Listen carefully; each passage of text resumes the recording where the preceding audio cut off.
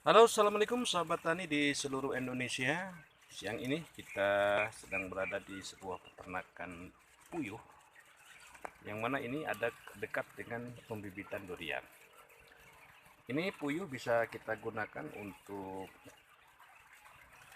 sebagai pemupukan, dan kita bisa lihat bagaimana susahnya menjadi seorang petani durian yang harus sangat tekun sekali.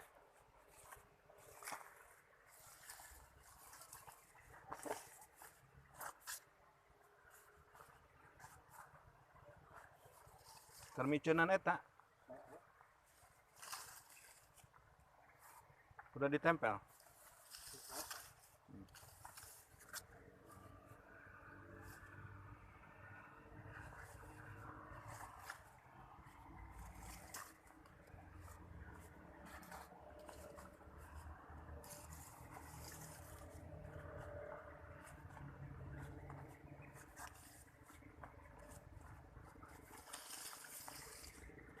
Ini adalah pembibitan durian musangking yang siap jual untuk 2020.